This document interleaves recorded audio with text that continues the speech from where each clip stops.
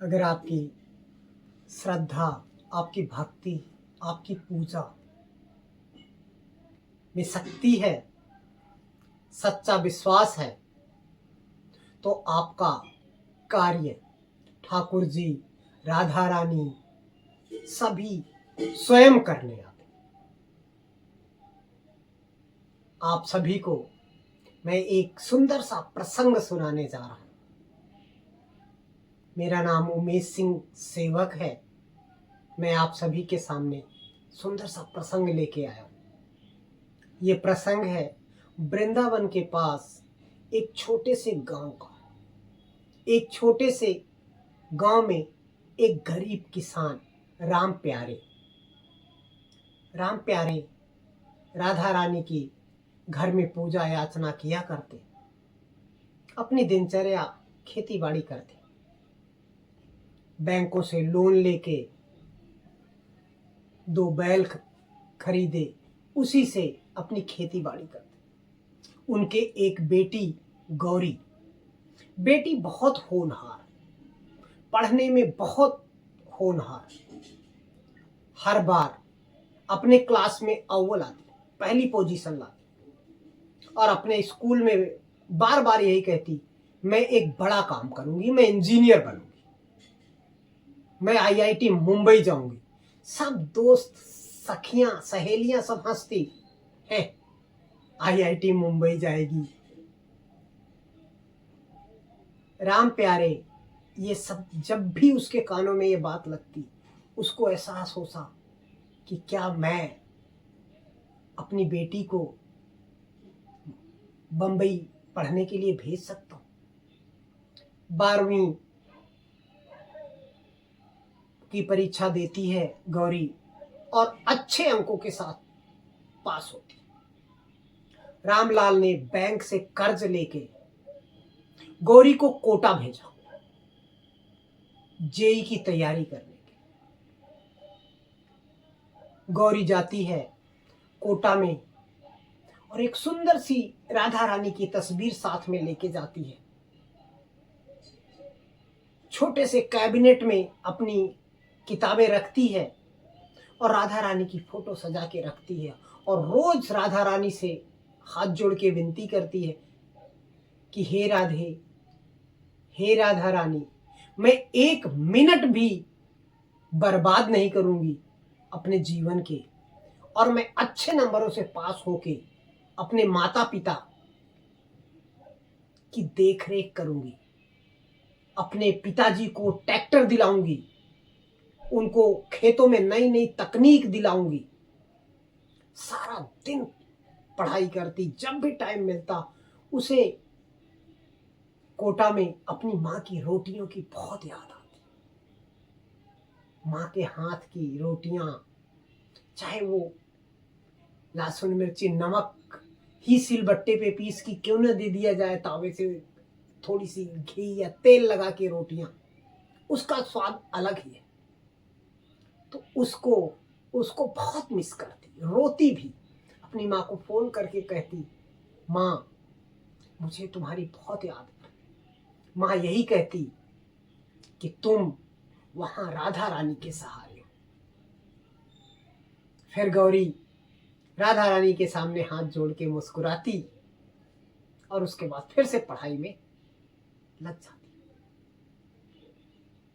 पूरे साल उसने बहुत मेहनत किया और उसे पूरा विश्वास था कि उसके नंबर बहुत अच्छे आएंगे। फिर वो दिन आया जिस दिन एग्जाम देना था।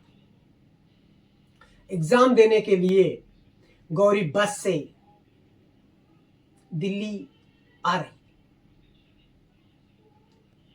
वो समय आ गया जब एग्जाम देना था। अचानक जिस बस से आती है वो दुर्घटनाग्रसित हो जाती। गौरी के पैर में चोट आती है, गौरी का पैर फ्रैक्चर हो जाता। गौरी को हॉस्पिटल में एडमिट कर दिया जाता। गौरी बेहोश हो जाती। गौरी को कुछ नहीं पता कि उसके साथ अब क्या है। उधर दिल्ली में एग्जाम प्रांगण जहां भी सेंटर था वहां अपने समय से डोर लॉक हो जाता है, दरवाजा बंद हो जाता है। गौरी की सीट पे एक सुंदर सी कन्या साफ सुथरे कपड़े पहने हुए गौरी की तरह बैठी। आई कार्ड गौरी का, उसने एग्जाम दिए।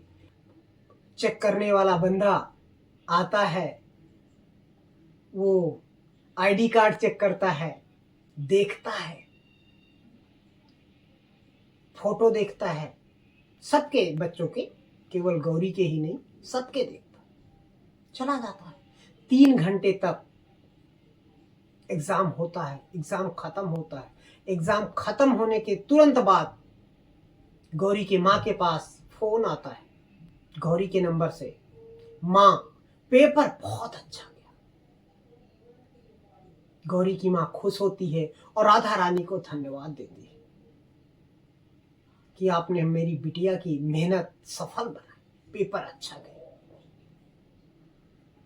थोड़ी देर बाद वो कन्या दोस्तों के पास दिखती है, लेकिन थोड़ी ही देर बाद वो वहां से कहीं चली जाती, किसी को पता नहीं चलता। लोग गौरी के नंबर पे फोन करना बच्चे शुरू करते हैं कि अभी तो यहीं थी, कहाँ चली गई।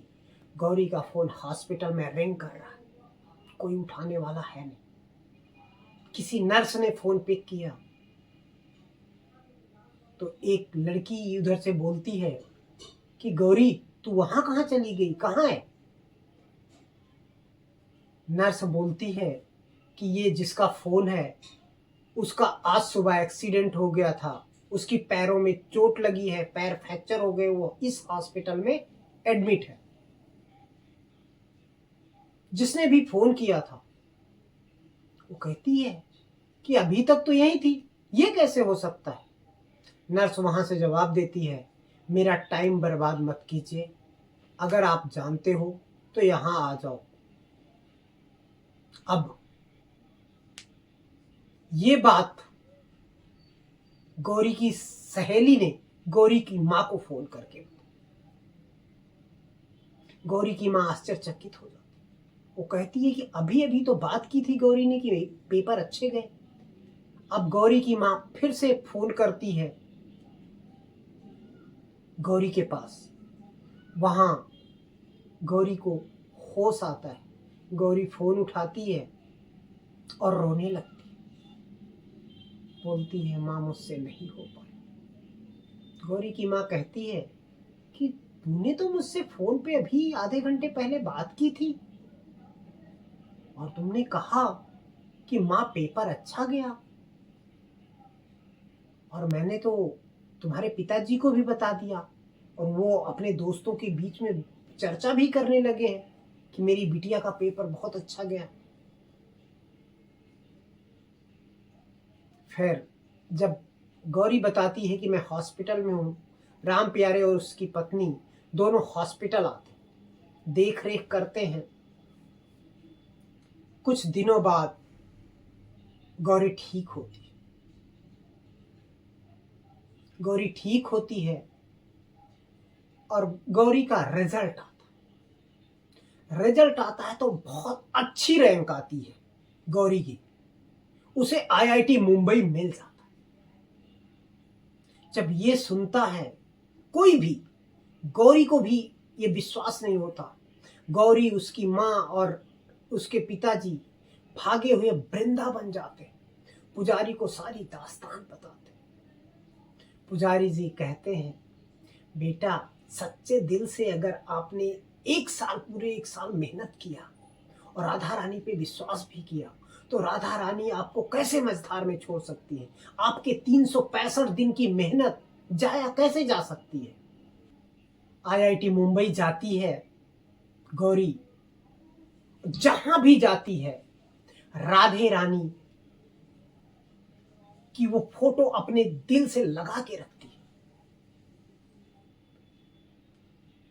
इंजीनियरिंग की किताबें खोलती है, उसमें भी राधा रानी की फोटो जरूर होती है। कैबिनेट में किताबें रखती हैं, राधा रानी की फोटो जरूर मिलती है। मोबाइल के डिस्प्ले पे, स्क्रीन पे राधा रानी की फोटो जरूर होती है। उसके मोबाइल का कवर के ऊपर भी राधा रानी की फोटो होती है। उसके ब्रेसलेट पे राधा रानी की फोटो।